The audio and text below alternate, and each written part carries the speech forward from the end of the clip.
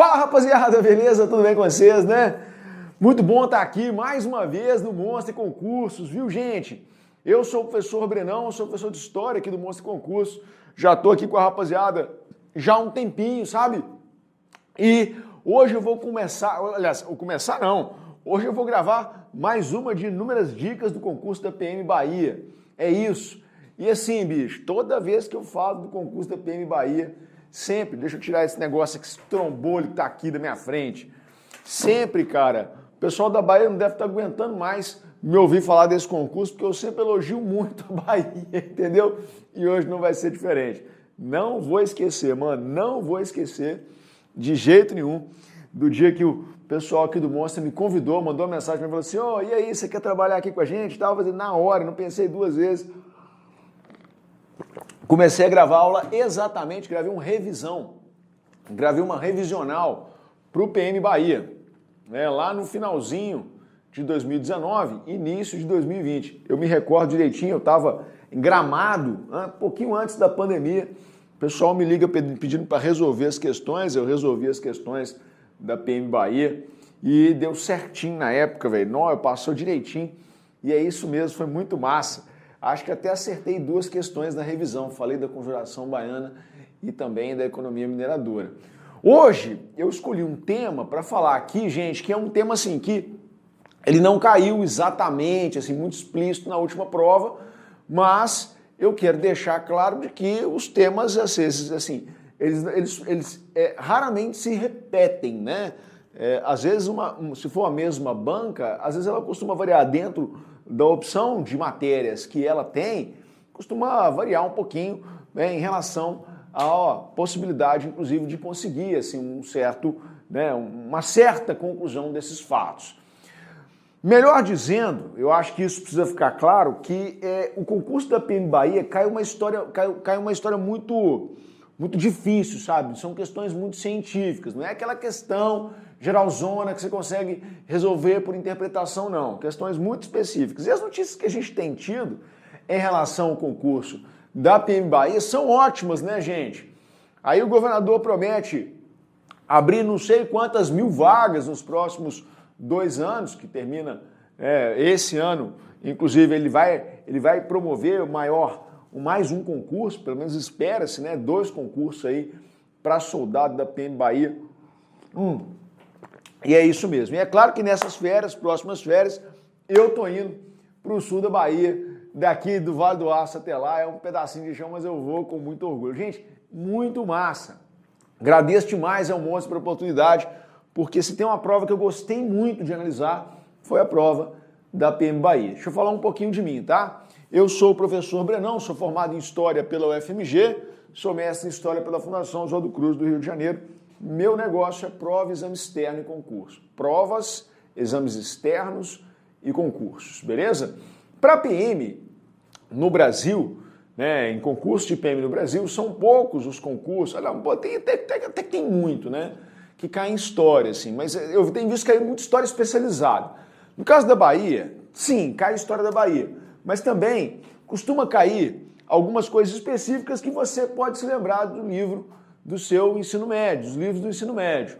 Para a aula de hoje, inclusive, então, gente, eu selecionei um assunto aqui, uma bibliografia muito massa, que eu recomendo para você estudar dentro das opções, tomando como base o último edital que o IBFC trouxe pra gente, tá legal? Só para citar rapidamente aqui, eu tô aqui, deixa eu colar aqui o edital, tá na minha frente aqui, velho, o edital.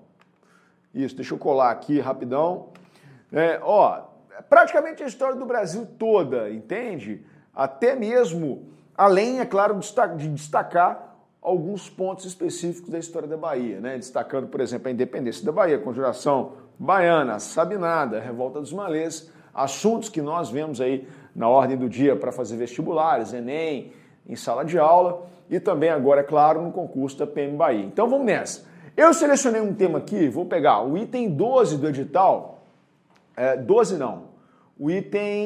6 do edital, né, da matéria de História, que é a Primeira República. Então eu selecionei esse tema, vamos dar um compilado aqui, né, um resumão dessa Primeira República nesses minutinhos de aula que a gente tem aqui com vocês nesse momento, beleza? Pô, antes, cara, se você puder dar uma força, se inscreve no canal do Monster, clica no sininho, dá aquela força pra gente aqui, né? Quanto mais visualização, melhor.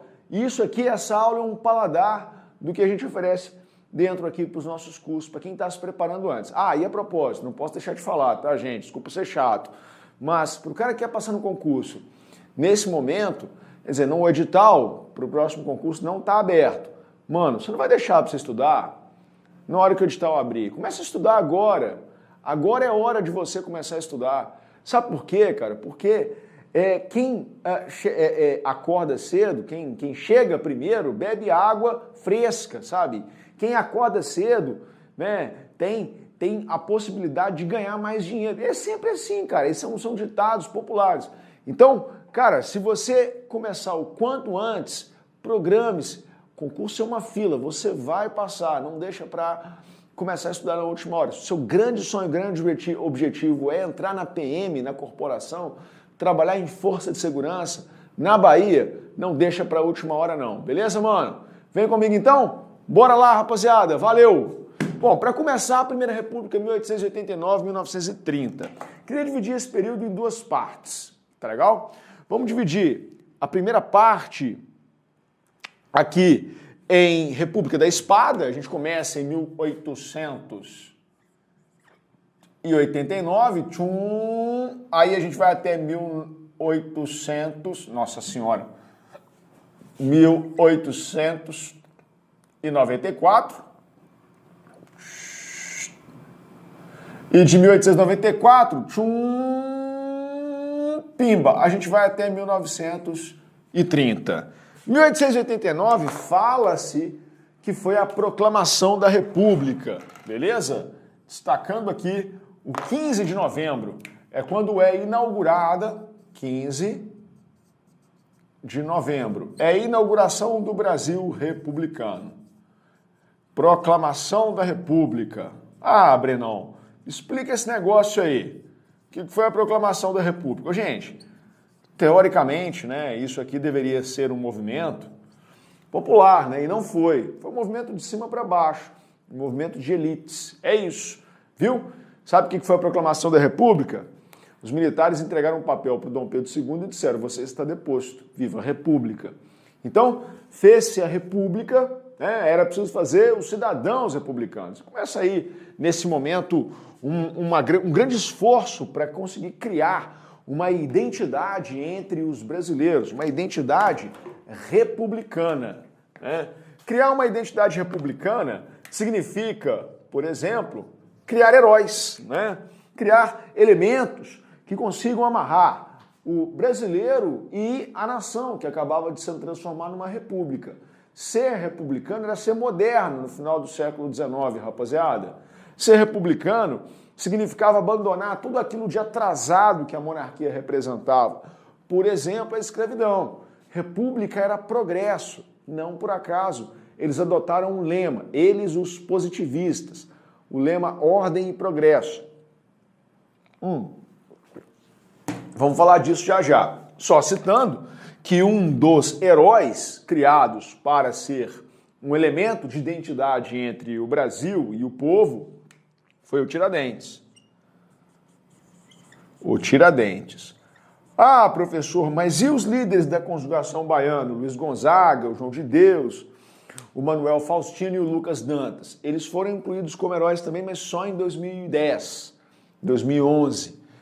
Foi muito tempo. Depois a gente explica um outro contexto desse cenário. Inclusive, isso já foi tema da segunda fase da Federal da Bahia, lá nos idos de 2011, 2012, por aí, quando tinha vestibular na UFBA. Na verdade, eu confesso que eu não sei se tem, mas eu sei que tem Enem na UFBA. Beleza, então. Então esse período, essa primeira parte, a gente vai chamar de República da Espada. República da Espada. Porque quem governa aqui são os militares. São os militares. De uma patente chamada marechal. São os marechais militares. E esses marechais, eles usavam uma espada como símbolo da sua patente. Logo, esse período ficou conhecido como República da Espada. Também aqui na frente tinha um período conhecido como República Oligárquica.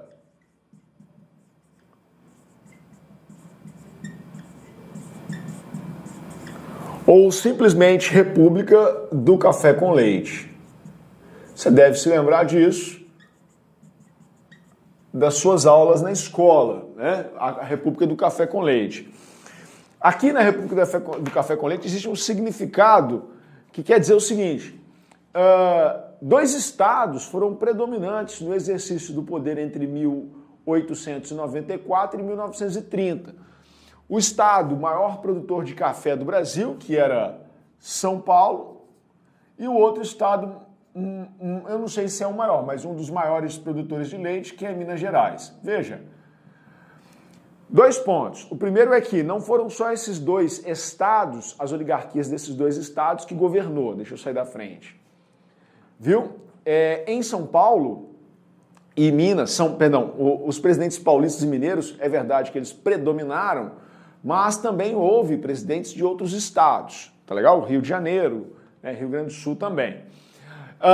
E o segundo ponto é que não quer dizer que Minas Gerais não produzia café, é que São Paulo produzia mais café que Minas Gerais, tá legal? Isso significa dizer também, não quer dizer que São Paulo não produzia leite.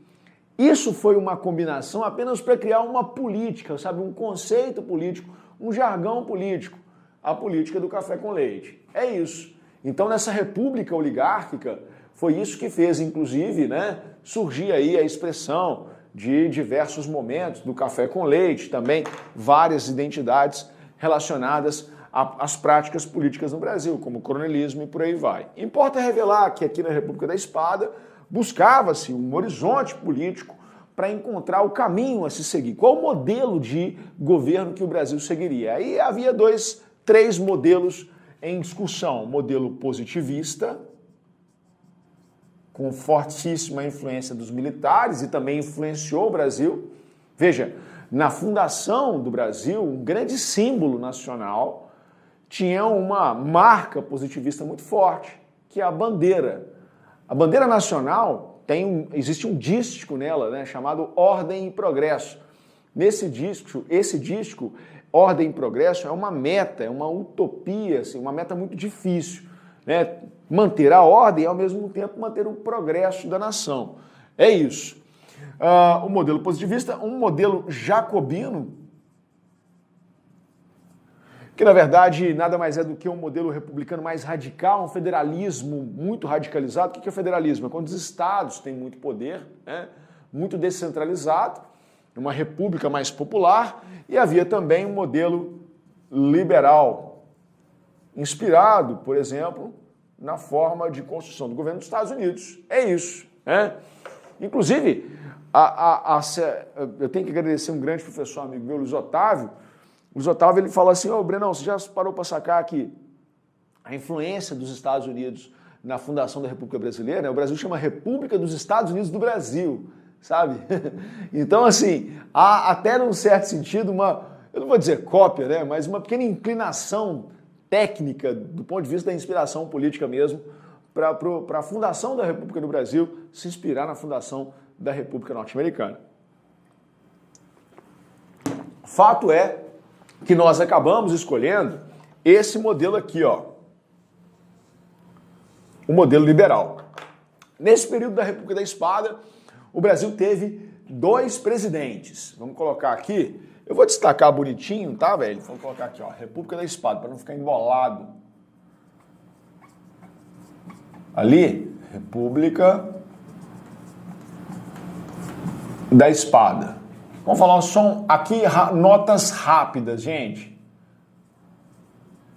Notas rapidinhas para a gente entender bem esse processo. Vamos lá. 2 presidentes. Primeiro presidente é o presidente Deodoro da Fonseca, O Deodoro.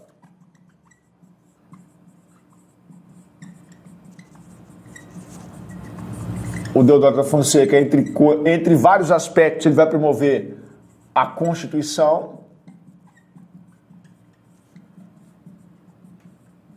de 1891, né? O voto apenas para homens maiores de 18 anos. Voto para homens maiores de 18 anos alfabetizados.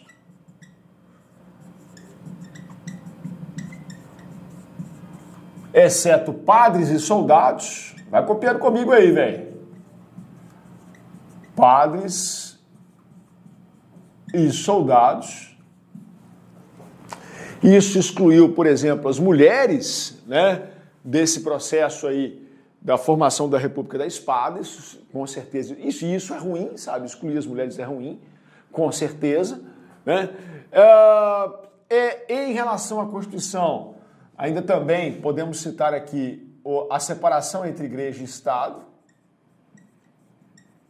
Separação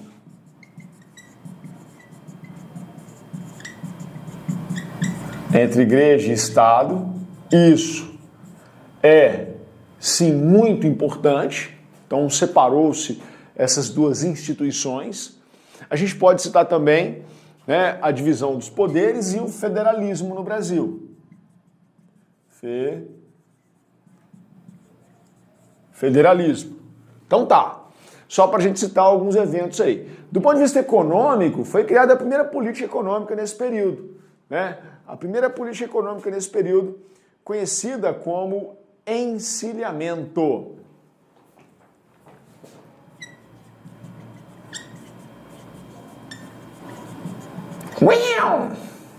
Encilhamento. A política de encilhamento, ela tinha um objetivo de industrialização, tá? Deixa eu abrir aqui um outro esquema. Ó, tinha um objetivo que era promover a industrialização.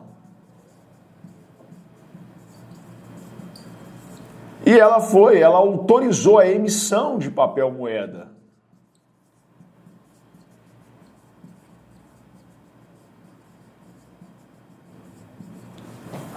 A emissão de papel moeda, ele autorizou a emissão de papel moeda, naquele sentido, né, com o objetivo mesmo de estimular a criação de novas empresas. Só que isso teve um efeito colateral muito forte, porque proporcionou, né, o surgimento de diversas empresas fantasmas, e isso fez com que ações de empresas fantasmas fossem para a Bolsa de Valores, logo, com a especulação elevadíssima, né, descobriu-se que essas empresas eram fantasmas, e isso fez com que a tendência, né, com um grande volume dessas ações, levasse o Brasil a uma crise econômica muito forte em 1891. Então, a gente já pode destacar que, do ponto de vista, né, da efetividade dessas medidas promovidas pelo então ministro da Economia, Rui Barbosa, a gente pode citar que trouxe crise econômica,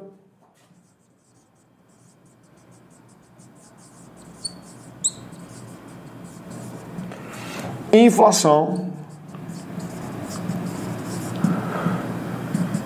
e falências. Inflação porque houve a permissão da fabricação, da emissão de papel moeda. Gente, nossa senhora, você tá doido, velho, é muita coisa, sabe?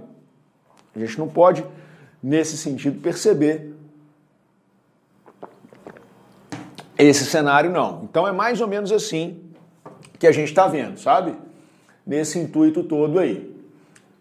Bom, vem comigo, né? O segundo governo, então, é aprovada a Constituição de 1891, o Deodoro tenta fechar o Congresso, logo na sequência, o que ele vai fazer?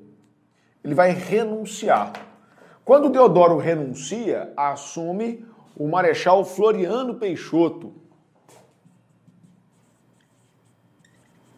Floriano Peixoto. Floriano Peixoto, né, ele também foi conhecido como Marechal de Ferro.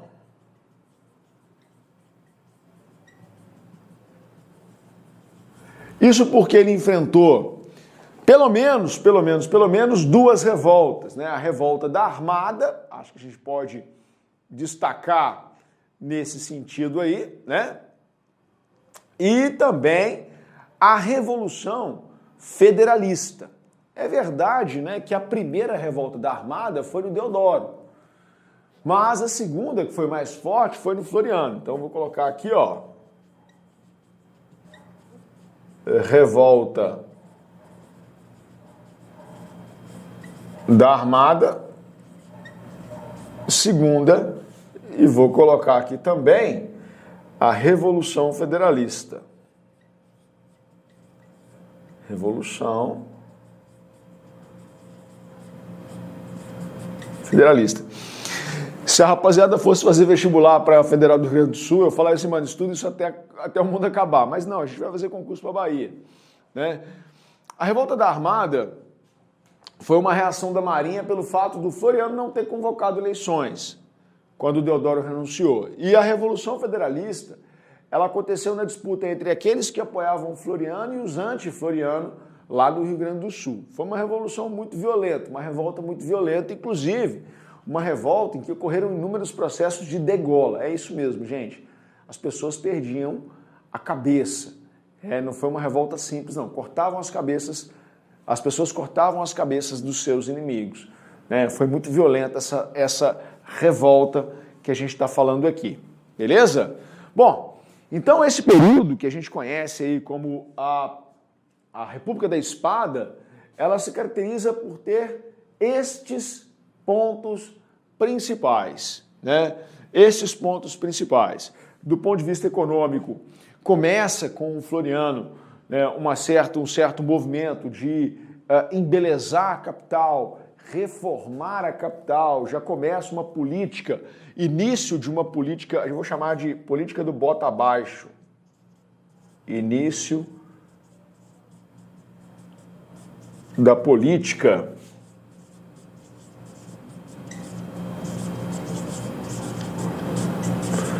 no bota abaixo. O centro do Rio de Janeiro, pessoal, onde era a capital federal na época, era um lugar muito, mas muito insalubre.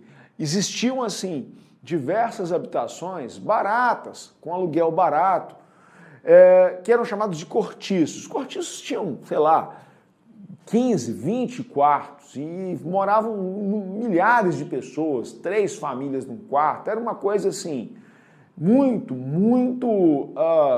complicada, sabe? Era para onde as pessoas iam para morar, sem nenhuma grande alternativa. E aí começa esse movimento de tirar essas pessoas desses lugares e simplesmente expulsá-las, mandá-las para um lugar em que não houvesse qualquer tipo de interferência em relação à beleza ou à situação como um todo, sabe? Afinal de contas, a grande questão era simplesmente expulsar a população pobre do centro do Rio de Janeiro, né? E aí, expulsando a população pobre do centro do Rio, o que acontecia era mais ou menos assim. Veja bem, mais do que transformar o Rio de Janeiro, também foi preciso transformar a cara, né, de quem morava no centro. A questão era enriquecer mais o centro do Rio de Janeiro. E isso é importante. Então terminava aqui a República da Espada e a gente vai falar agora da República Oligárquica, que vai de 1894 a 1930. Isso é um prato cheio de questão para concurso, cara. Eu, assim, acho que se eu fosse elaborador de provas do IBFC, esse é um tema que certamente eu abordaria. Uma questão com esse tema é muito razoável, assim como uma questão de Vargas é razoável, uma questão de Conjuração Baiana é razoável, sabe? Então eu abordaria muito esse tema, confiando que isso possa ser uma dos principais temas a serem abordados. É o seguinte, vamos dar um pause agora, eu vou apagar o quadro, vou deixar só essa linha do tempo aqui e a gente vai começar a falar na hora que eu voltar, você vai dar um stopzinho, dar aquela aguinha e tal. Na hora que eu voltar, a gente vai falar, vai cortar aqui o vídeo agora, a gente vai falar de República Oligárquica, ou seja, República do Café com Leite. Fica comigo, Só um minutinho, já já eu volto.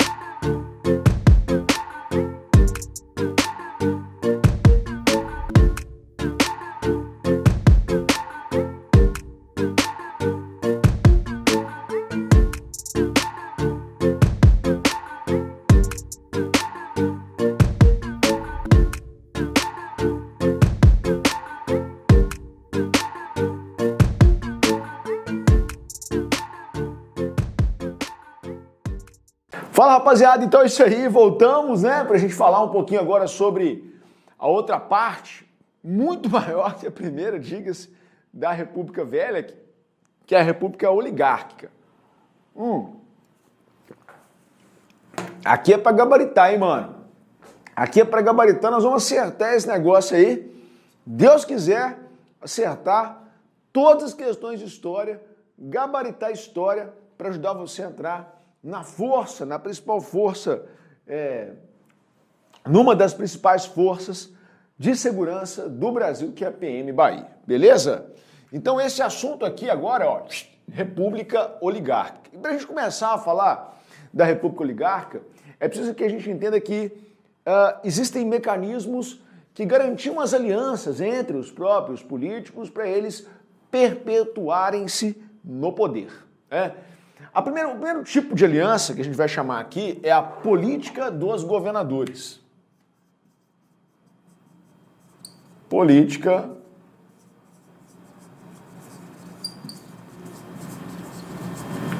dos governadores.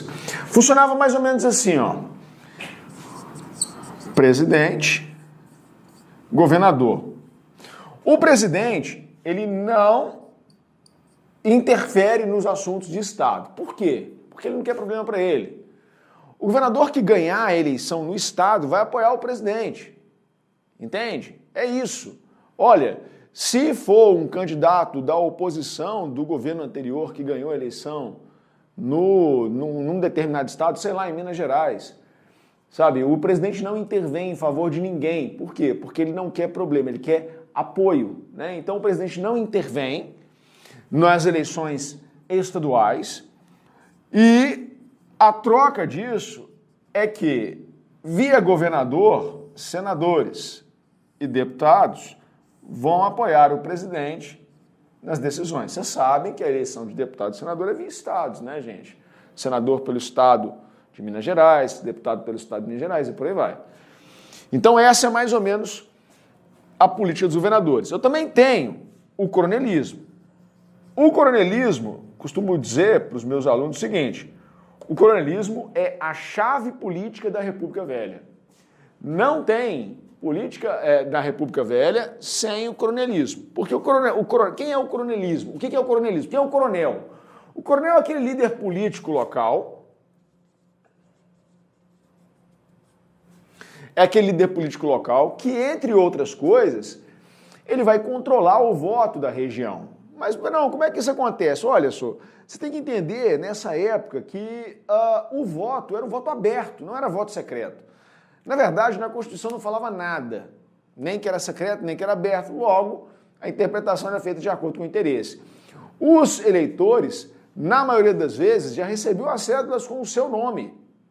E aí não tinha como ele escapar dessa auditoria.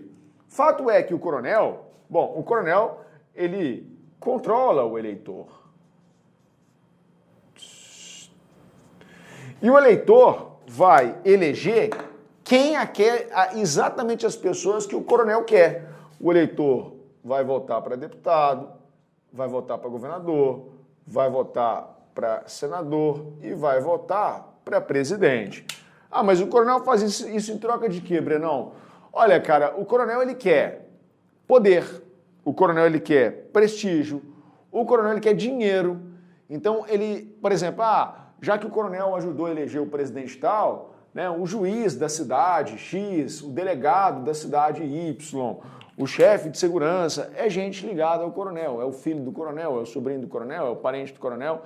Então o coronel faz essas hipotecas políticas, essas barganhas políticas, no intuito mesmo de obter vantagens. E aí era meio que um círculo fechado disso tudo que a gente está vendo aí. Por isso que eu costumo dizer, o coronel é a chave política da República Velha. Sem coronel, sem política, né? Não tem política, não tem eleição presidencial nesse momento que a gente está vendo aí. E como é que o coronel vai fazer para controlar o eleitor? Ele vai manter um processo eleitoral fraudulento. Acho que vale até uma nota aqui do lado de cá, hein? Vamos colocar isso aqui, ó. O coronel... Coronel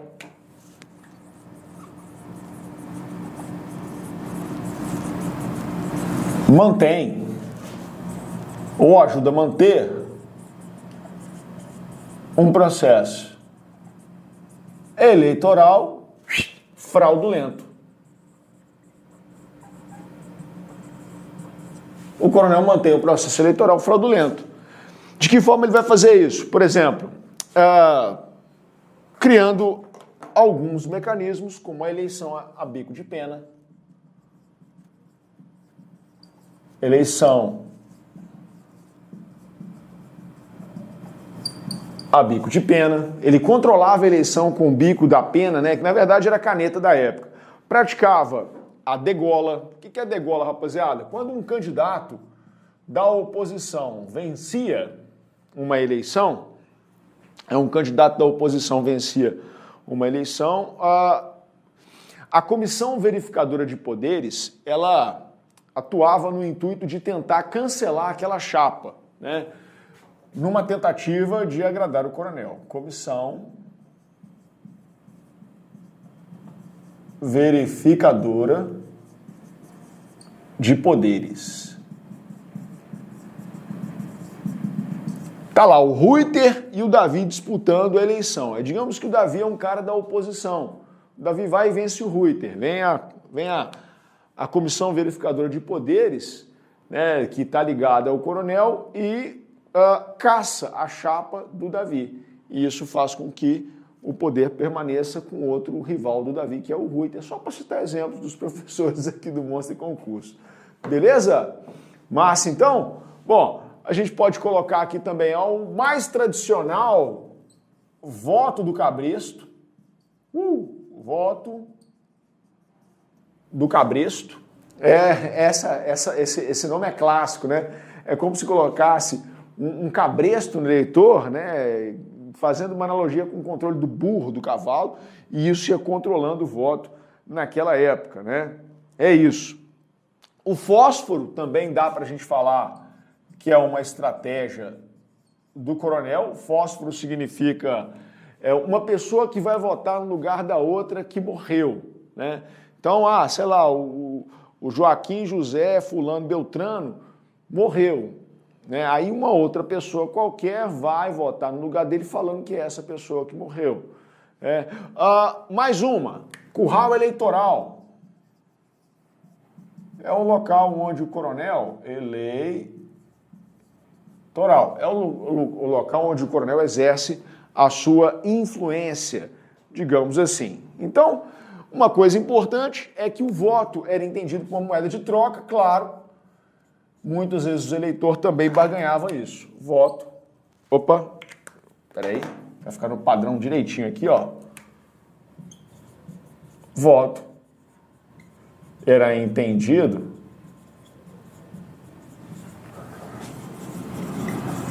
como moeda de troca.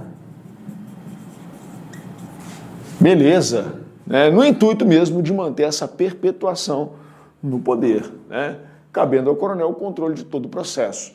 Mais que isso, o coronel hipotecava seu apoio ao governo estadual na forma de voto, né? E aí ele garantia a cessão de verbas e cargos públicos. Eu já havia falado isso aqui, explicado isso aqui para vocês, beleza? Ó, do ponto de vista econômico, vamos falar aqui, ó, em termos de política econômica.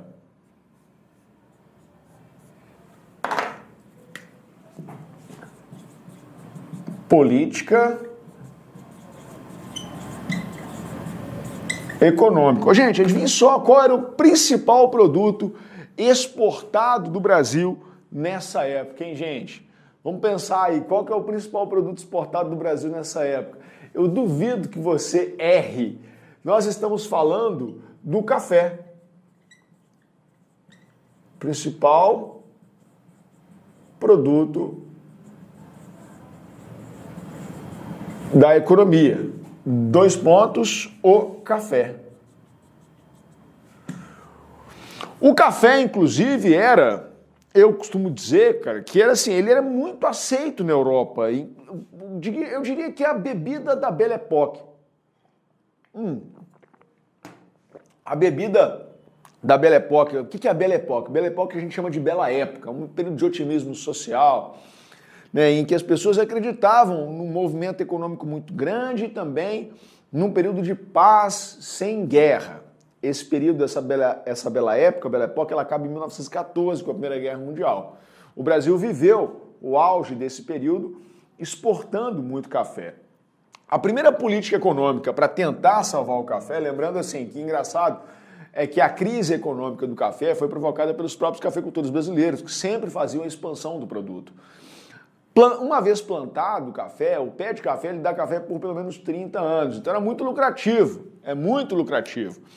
A primeira política econômica que surgiu nesse período foi a chamada política do funding... Opa, errei. Vou colocar direitinho aqui. Funding loan. Essa política do funding loan, deixa eu sair da frente para você tirar um print aí, né, ela procurou a renegociação da dívida brasileira, isso é muito interessante, né, porque dava mais prazo, a diminuição dos juros para o Brasil, isso é importante também, né, e além de 13 anos para o início do pagamento da dívida, né, e um total de 63 anos para quitar integralmente a dívida do Brasil com o Banco Rothschild, os cafeicultores com o banco inglês. O Brasil pega o novo empréstimo, né, e garante um prazo muito grande para pagar esse empréstimo. O grande fiador dos cafeicultores nesse momento é o governo brasileiro. Olha só, cara. Então, assim, os cafeicultores pegam mais dinheiro e colocam o governo brasileiro como seu fiador. A segunda política, essa aqui foi em 1898. A segunda política que foi mais efetiva foi o chamado Convênio de Taubaté. Convênio de Taubaté.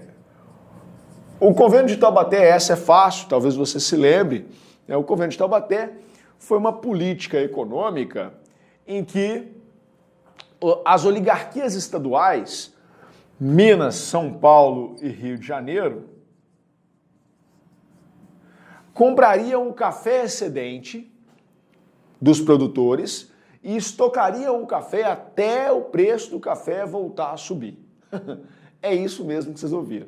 O governo compraria o café excedente até o preço voltar a subir.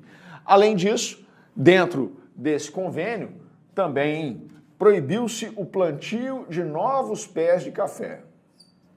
Proibiu-se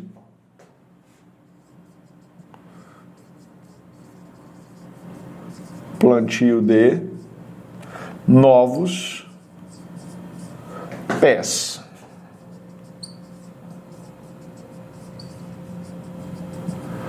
O plantio de novos pés de café.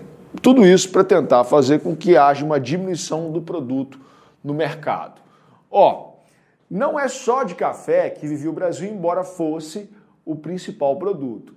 Também teve pelo menos outros 3. Vamos falar aqui rapidão, rapaziada? Todos comigo, hein, rapaziada da Bahia? Vem comigo, rapaziada da Bahia. Grande abraço pro meu parceiraço, meu amigão, cara. Um dos melhores professores de história do Brasil, chamado Leco, lá de Jequié, cara. Um grande abraço, viu, Leco? Você é fera, man. É isso aí. Outros 3 produtos exportados no Brasil: açúcar,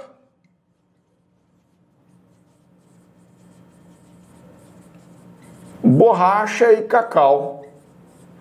No caso da borracha, é engraçado porque a borracha ela vai ser encontrada, a borracha em si não, né? Mas eu diria que a matéria-prima da borracha vai ser encontrada na região amazônica, é o látex. O látex, ele levou desenvolvimento e urbanização, tanto para o Pará quanto para o Amazonas. Desenvolvimento. Para o norte. E foi exatamente nesse ritmo que fez com que o Brasil comprasse uma região que até então não pertencia ao país, pertencia à Bolívia, que é o Acre. E isso fez com que isso estimulou o Brasil a comprar o Acre. Compra do Acre por 2 milhões de libras. 2 milhões de libras esterlinas. Isso é muito dinheiro. Para a época, hoje é muito dinheiro, na época era muito mais do que é hoje. E isso fez com que o Brasil tentasse expandir ali a produção do do látex. A gente pode falar também que houve uma tentativa de construir uma ferrovia aqui, a chamada ferrovia Madeira-Mamoré. É isso. Vamos colocar aqui, ó, que o látex também estimulou a construção de uma ferrovia. Estimulou a construção de ferrovia. Vem comigo, rapaziada. Estimulou a construção de ferrovia e também estimulou a migração horizontal. Então, muitos nordestinos foram para a região amazônica trabalhar no látex na construção da ferrovia. Mais imigração horizontal.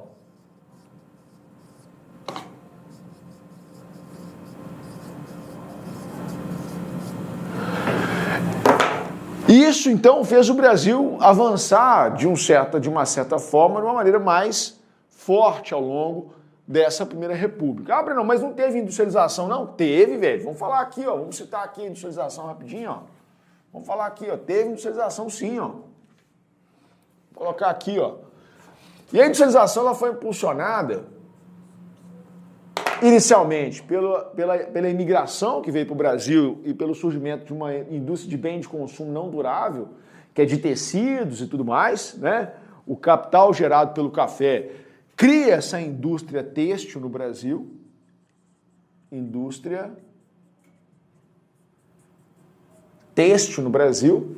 né? Contando principalmente com uma mão de obra imigrante,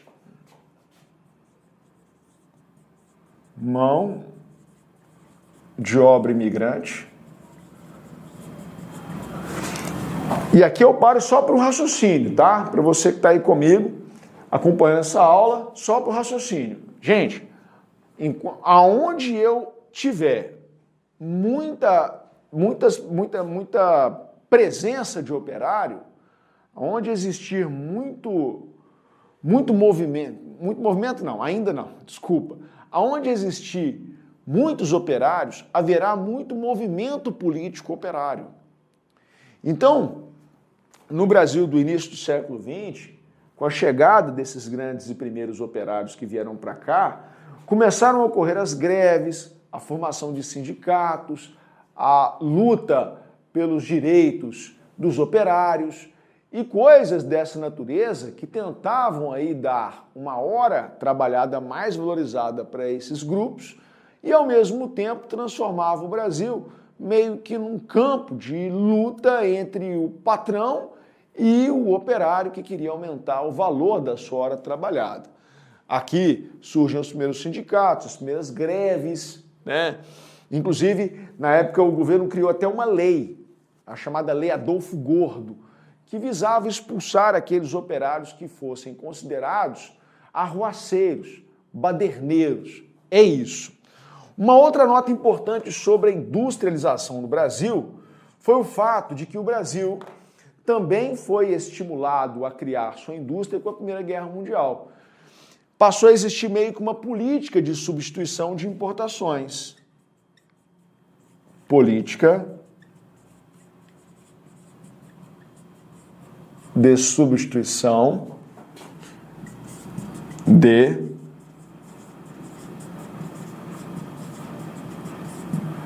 importações. Ou seja, com a Primeira Guerra Mundial, o Brasil não podia mais importar os produtos da Inglaterra, da França, porque as indústrias desses países estavam voltadas para a logística da guerra, para atender de alguma forma a guerra. Então o Brasil foi obrigado a criar as suas próprias indústrias nesse cenário, né? Essa substituição de importação fez, inclusive, também foi impulsionada pela entrada de imigrantes, motivo o qual eu já havia citado antes nesse momento. É isso, muito bom mesmo. O Brasil, então, nesse cenário, vai passar por um acentuado crescimento demográfico, graças à imigração também. Acentuado crescimento demográfico. As capitais surgiram, inclusive, para... Peraí.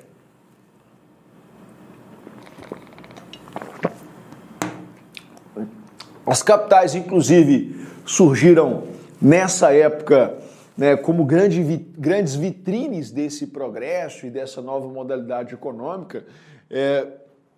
Belo Horizonte foi construída durante a Primeira República, Rio de Janeiro foi reformado durante a Primeira República, assim também como São Paulo, né? Eram vitrines importantes para o que estava acontecendo no cenário nacional e é importante a gente destacar isso aqui, né? De uma forma ou de outra, passaria a ter um processo de embelezamento nas principais cidades. Entre essas cidades, claro, podemos citar a capital federal. Antes, porém, deixa eu colocar aqui, ó, embelezamento.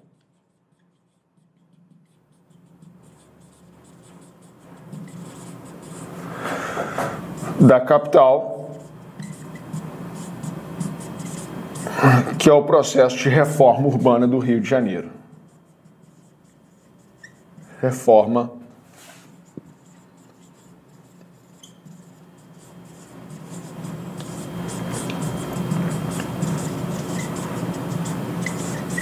do Rio de Janeiro. É isso, viu, gente? Bom demais. Então, gente, pra gente meio que dar uma fechada aqui, vamos dar uma resumida só nas principais revoltas desse período? Vamos lá? Vou apagar esse lado aqui, cara, que acho que quem tá acompanhando comigo, eu tô saindo da frente toda hora para você tomar as notas. É importante você escrever, hein, velho? Escreve aí junto comigo, então vai me ouvindo. É isso aí. Nó, cara, aqui, eu vou falar com vocês, gente. Isso aqui é 30% da aula. 30% da aula. Sério mesmo, mano. O tempo de estudo é muito maior. A gente teve durante a Primeira República dois tipos de movimento no Brasil. A gente teve os movimentos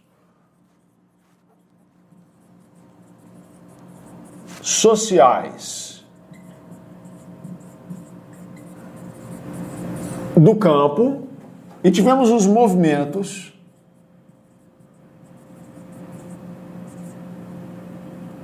sociais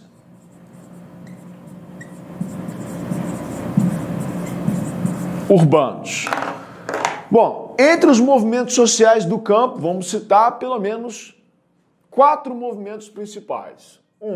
Canudos. Aconteceu no interior da Bahia. Um grupo de pessoas abandonado, liderada por um líder messiânico chamado Antônio Conselheiro, forma um arraial à margem do rio Vaza Barres que não pagava impostos e atrapalhava os coronéis a controlar a população eleitoreira. Além disso, também rivalizava com a Igreja Católica. Canudos, um movimento muito importante na Bahia, foi destruído com as forças, com a tropa do Exército Brasileiro. Naquele momento, contava com o registro do Euclides da Cunha, que viu que, na verdade, tratavam-se de pessoas pobres. E a cobertura desse evento acabou resultando numa grande obra da literatura brasileira conhecida Os Sertões. Podemos citar o Contestado.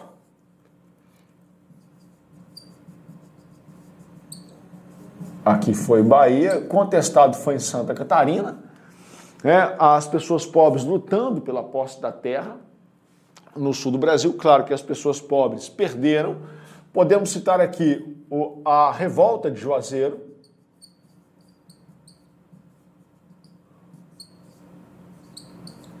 Quando o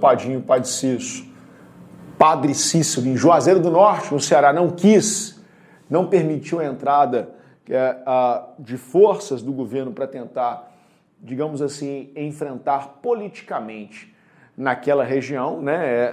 Na verdade, o próprio Padre Cícero, ele tentou manter um certo coronelismo na região. Beleza. Vamos citar outro movimento aqui, além da Revolta de Juazeiro, é o cangaço, também conhecido como banditismo social. Acho que muitos de vocês aí que estão assistindo essas dicas devem ter ouvido falar, por exemplo, no Lampião e na Maria Bonita, né? Aquela ideia de roubar dos ricos e dar aos pobres. Aqui nos movimentos sociais urbanos, vamos destacar a Revolta da Vacina.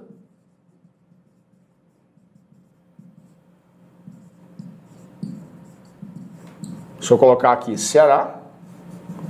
E aqui eu vou colocar NE, porque atuava em grande parte do Nordeste, tá legal? A Revolta da Vacina, ela aconteceu no Rio de Janeiro. Foi uma revolta contra a vacinação obrigatória. Afinal de contas, a campanha de vacinação não foi bem informada, as pessoas ficavam assim muito receosas em receber o vírus imolado, né, o vírus enfraquecido no corpo. De toda forma, essa revolta foi importante e acabou revelando, né, a imposição do Estado em mexer no comportamento das pessoas. Aconteceu no Rio de Janeiro. 2. Revolta da Chibata.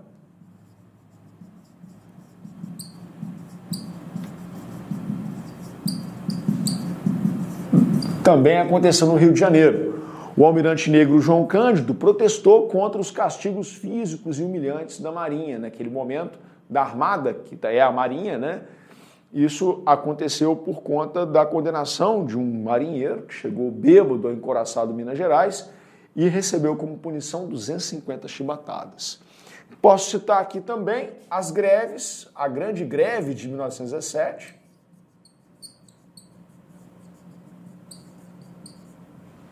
e os movimentos de protesto isolados, né, em relação às reivindicações trabalhistas ao longo da Primeira República. Beleza, galera? Bom, eu vou terminando por aqui. Se você puder fazer a caridade, meu Instagram é @prof_Brenão. É isso aí, viu, gente? Rapaziada da Bahia, aquele abraço. Pessoal que vai prestar concurso para a Bahia, aquele abraço. Vocês são feras demais, eu gosto demais da Bahia, viu? Bom demais. Espero que você, inclusive, aproveite essa aula para estudar aí sobre a Primeira República, sobre os movimentos.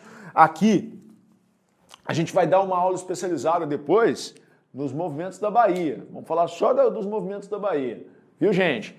E é isso aí. Fiquem com Deus, tá? Boa sorte, estudem, foquem, não posterguem, não procrastinem. Porque se você vai se esforçar, o cara lá em cima vai te, digamos, recompensar por isso. Beleza? Mostrem concursos. Tudo nosso, nada deles. Valeu, gente!